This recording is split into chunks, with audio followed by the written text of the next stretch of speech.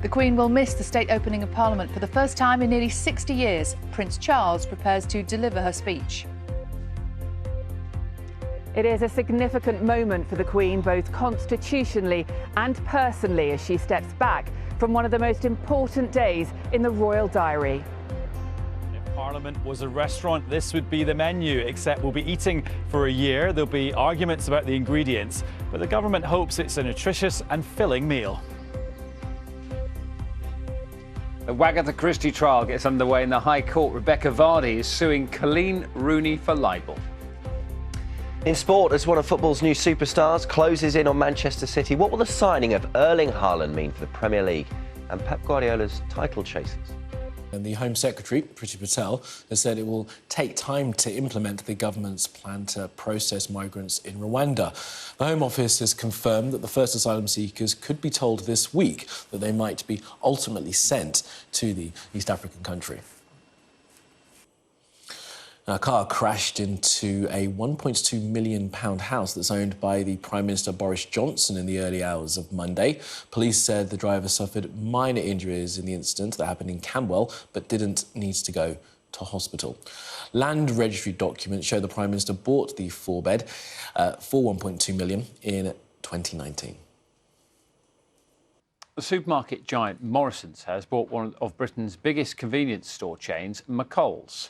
The deal will save 16,000 jobs across 1,100 shops. Morrisons beat off competition from EG Group, which is owned by the billionaire Issa brothers, who also own Asda. We'll start off with the Daily Telegraph, which leads with the news that the Queen is to miss today's state opening of Parliament. The Palace says this is because of Her Majesty's mobility issues. The Sun carries the same story with the headline, Crown and Out. For the Metro, they look at the pledge by Sir Keir Starmer. Get a fine, we will resign, is their headline.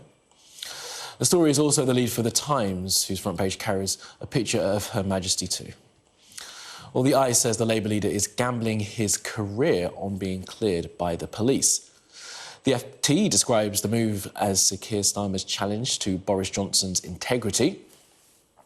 Front page of the Mirror, big picture of Sir Keir, and the headline, "This is what honour looks like, Mr Johnson." The Guardian describes it as Starmer's gamble, adding that the Labour Party claimed to have compiled a dossier of evidence proving that the curry and beers at question were part of a working day. Well, the Mail leads on Tory MPs accusing Sir Keir of using his threat to resign as a way of influencing the police investigation, while the Express says that Boris Johnson is to work tirelessly on his agenda for levelling up the country, although that will be part of the Queen's speech. Whereas The Star has a story about aliens. Let's have a look at this morning's papers, shall we? We start with The Guardian. The Labour leader, Sir Keir Starmer, has promised to quit if police fine him over claims he breached lockdown rules. Features on lots of the front pages this morning. The Guardian calls it Starmer's gamble. The Times also says Sir Keir has gambled his political career and describes the move as an effort to thrust questions about lockdown breaches back to Boris Johnson.